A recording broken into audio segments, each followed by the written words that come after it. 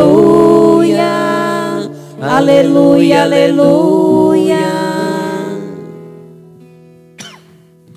O Senhor esteja convosco. Ele está no meio de nós. Proclamação do Evangelho de Jesus Cristo segundo João. Glória a vós, Senhor. Naquele tempo, os judeus discutiam entre si, dizendo: como é que ele pode dar a sua carne a comer? Então Jesus disse: em verdade vos digo, se não comerdes a carne do Filho do Homem, e não beberdes o seu sangue, não tereis a vida em vós. Quem come a minha carne e bebe o meu sangue, tem a vida eterna, e eu o ressuscitarei no último dia. Porque a minha carne é verdadeiramente comida, e o meu sangue é verdadeira bebida. Quem come a minha carne e bebe o meu sangue, permanece em mim e eu nele. Como o Pai que vive me enviou, e eu vivo por causa do Pai, assim o que come viverá por causa de mim. Este é o pão que desceu do céu. Não é como aquele que os vossos pais comeram. Eles morreram. Aquele que come este pão viverá para sempre. Assim falou Jesus, ensinando na sinagoga em Cafarnaum. Palavra da salvação. Glória a vós, Senhor. Meus irmãos e minhas irmãs, estamos aqui diante de uma emblemática conversão. Talvez a mais forte e mais bela de todas. A conversão de São Paulo, né? Olha como é que começa o texto. Saulo só respirava ameaças e morte contra os discípulos do Senhor. Esse era Saulo. Totalmente ligado à perseguição dos cristãos. O mais perseguidor de todos, né? Enquanto falava da morte de Estevão, dizia que ele entrava nas casas, puxava. Ou seja, não desistamos de ninguém. Todo mundo pode se converter um dia. Por pior que seja. Não existe ninguém que não possa ter um encontro pessoal com Jesus. Na maioria das vezes, o que Deus quer é que as pessoas que são próximas, as pessoas más, ruins, tente superar a raiva e a mágoa e transforme em oração. Dizendo São Paulo que isso é como se colocasse brasa na cabeça dele, né? Você que é humilhado em casa, na família, que te xingam, te humilham, fala que você será o quê, que você não presta. Essas pessoas, ao invés de você ter mágoa, você luta contra a mágoa e reza por elas. Isso tem um poder extraordinário. Poder de conversão da pessoa, né? E aqui, nesse texto, é outra coisa que a gente tem que ficar esperto, é que Cristo vem ao encontro de Saulo.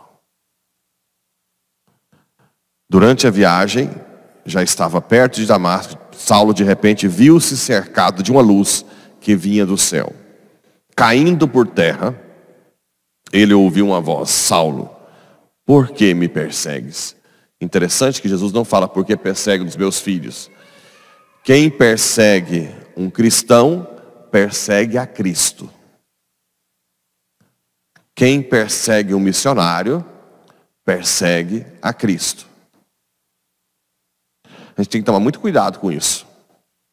Quando se persegue alguém, mesmo que a doutrina não seja boa, como por exemplo o Testemunho de Jeová, que é uma doutrina totalmente incompatível com a fé cristã nossa católica. Mas a partir do momento que você vê uma pessoa deles no sol, batendo de porta a porta, se humilhando, né? E você trata mal, indiretamente, é como se você estivesse tratando mal. Por isso que eu falo, ao invés de tratar mal, se forme na sua fé, né? Deixa ele te convencer, mas você com a formação na sua fé, vai falar: me fala, o que é que eu devo me converter? Não, mas esse aspecto é isso, isso e isso. E esse aspecto aqui que você não viu? Aí o feitiço vai contra o feiticeiro.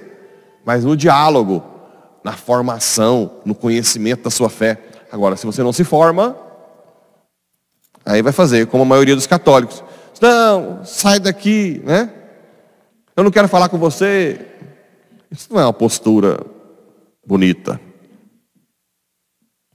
Você não queria ser humilhado na casa dos outros, queria?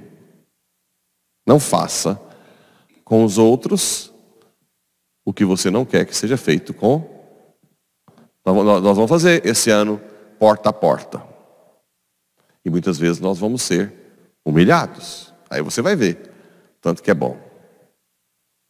Né? Levar uma pedrada, cai fora. Filho do demônio, idólatra. Seus idólatras. Não traz o demônio aqui para dentro de casa, idólatra. Não é bom, né? Sabendo que quem faz isso acha que está fazendo bem, porque o pastor fala o tempo inteiro, alguns, né? Que nós somos idólatras. Então eles têm medo. Com razão, né? Por isso que eu acho, essa é a minha opinião pessoal, acho que vocês fiéis leigos devem ser discretos. Né? Eu sei que tem gente que gosta de usar um crucifixo desse tamanho, né? Mas no meu ponto de vista, um leigo, no meu ponto de vista, deveria ser mais... Põe um crucifixo dentro da camisa. Ah, não, mas aí você está indo contra. Não, criaturinha. É que você não vai assustar a pessoa. Você já sabe que ele tem aquilo como idolatria. Como é que você vai aproximar de um evangélico para conversar se você está com aquilo assusta? Como é que alguém vai te chamar para comer na casa dele? Como eu fiz com um pastor, uma pastora uma vez quando eu trabalhava só como médico, que eles falavam falei, não, vamos lá, eles foram jantar na minha casa. E lá tinha um oratório, e eu disse para os dois, agora vamos ao oratório que eu vou explicar sobre idolatria. Sentou o pastor e a pastora de frente ao oratório com as imagens. E adivinha qual foi a reação deles quando eu fui virar padre? Ele me ligou e imediatamente disse, estou orando por você às 3 horas da manhã, todos os dias. E quero que você seja muito feliz. Ficamos amigos. Né? Teve um outro pastor, que também estava batendo na igreja, eu chamei para conversar. Ele disse assim, eu tenho um jornalzinho em Goianésia é perto de Séries, né? Que não é de religião, mas eu queria que você escrevesse tudo que você falou para mim no meu jornal, para o povo saber que vocês não são idólatras. Aí eu disse, olha, eu vou falar com o padre de lá, porque eu não vou escrever sem ele ficar sabendo. Aí eu falei com o meu padre, o padre, não, aquele padre velhinho que foi, quem foi lá no consultório, né? Não escreve nada. Aí eu fui falar para o pastor, mas como assim, você não vai escrever? Não, o padre pediu para não escrever. Mas muita gente vai ficar sabendo. Sim, mas a igreja católica é unida porque um obedece ao outro, né? Não é falando o que quer.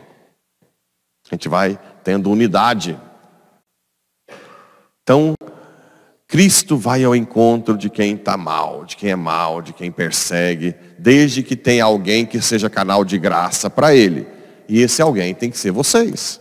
O apostolado da oração, eu espero que não tenha ninguém no apostolado da oração com mágoa de alguém, né? Isso aí seria abominável. Seria algo... Não estou falando que tem que estar perto da pessoa. Às vezes a pessoa está humilhando o tempo inteiro. Você pode se afastar um pouco. Mas rezar por ela. Põe no apostolado o nome dela. Né? Tem que lutar pela alma. Sabendo que Jesus vai ao encontro mesmo da pior das almas. Jesus vai. Né?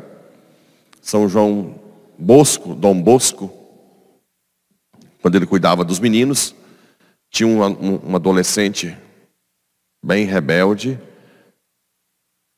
que odiava Dom Bosco. Toda vez que o via, xingava, velho, padre velho, some daqui, desgrama. Um dia pegou um canivete e tentou furar. Só que Dom Bosco era muito santo. E dizia: meu filho, pode me matar, mas eu vou estar sempre do seu lado. E um dia, esse moleque foi condenado à morte. E antes disso, pediu que Dom Bosco fosse até ele. Chorou como um neném, deitou no colo, pediu perdão. Sempre, quando você luta por alguém, uma hora se converte. São Paulo se transformou, do meu ponto de vista, numa cristã de você. Eu vou dizer que Deus é São Paulo. Olha essa carta. Olha como ele foi missionário. Isso porque ele odiava os cristãos. Saulo levantou-se no chão, abriu os olhos e o homem é cheio de si. Quando encontra Cristo, ele é cego. Porque ele já é cego, né? Por si só. O que é uma cabecinha dessa vida que serve para ele confiar dentro do universo? E quer viver a vida sem depender de Deus? Se quer, consegue. Isso está mostrando. E depois, quem é para primeiro São Paulo foi conduzido a Damasco para alguém que estava certo, para alguém puxar ele. Ele era como todo mundo, teve que ser puxado. Depois, pede para Ananias: olha, o Senhor disse, o Senhor viu numa visão: Ananias, Ananias respondeu. O Senhor lhe disse: levanta, vai à rua, chama à direita e procura na casa de Judas por um homem chamado Tarso, chamado Saulo, de Tarso. E numa visão Saulo contemplou um homem chamado Ananias, entrando para lhe impor as mãos. Ananias ficou com medo, né? Senhor, eu já ouvi falar desse cara e do mal que fez a todos os fiéis que estão em Jerusalém. E aqui em Damasco ele tem plenos poderes recebidos dos sumos sacerdotes para prender todos que invocam o seu nome. Olha a resposta de Deus: vai, porque esse homem é um instrumento que escolhi para anunciar o meu nome aos pagãos e reis. E olha o que ele diz: eu vou mostrar-lhe quanto ele deve sofrer por minha causa. Por que sofrer por minha causa? Qual que seria a tradução? Vocês que estão aqui todos os dias, como é que vocês traduziriam essa frase? O quanto ele tem que sofrer por minha causa. Como é que vocês traduziriam? O quanto ele tem que me amar, ou não? Quem ama sofre por alguém, ou não? Se fosse para traduzir essa frase, seria: eu vou mostrar o como ele deve me amar. Sofrer por mim. Bem, e o Evangelho? Nós somos sempre condenados que a gente não segue a Bíblia, não é verdade? Vocês não seguem a Bíblia? E esse Evangelho aqui, hein? Esse aqui é o Evangelho que vocês podem guardar no bolso. Evangelho de João 6, 52, 59. O que ele diz? Como é que pode dar a sua carne a comer? Em verdade, se não comerdes a carne do Filho do Homem e não beberdes o sangue, não tereis a vida em vós. Quem come a minha carne e bebe o meu sangue tem a vida eterna. E eu o ressuscitarei no último dia. Porque a minha carne é verdadeiramente comida. O meu sangue, aqui fala que representa o corpo de Cristo. Que representa o sangue. Para mim, a passagem mais clara do Evangelho. E quem nos acusa, a ceia representa. Nós seguimos ao pé da letra. Quem segue mais? Quem realmente segue a Bíblia? Mas é claro, os nossos irmãos evangélicos não podem ter a Eucaristia. Porque eles não têm o quê? Que é a sucessão apostólica, né? Que é a imposição de mãos desde os apóstolos. Para ter Eucaristia tem que ter sucessão apostólica. Está vendo? Como nós somos bem obedientes naquilo que é o mais importante da nossa fé. Quem não comer do meu corpo e beber do meu sangue não terá a vida eterna. Pois, meus irmãos e minhas irmãs, venham à missa. Aqui é a coisa mais extraordinária que acontece. Algo que supera a nossa... Não tenham preguiça de ir à missa, pelo amor de Deus. Venham adorar o Senhor durante o dia. Venham enquanto podem, né? Pode ser que um dia o será tirado.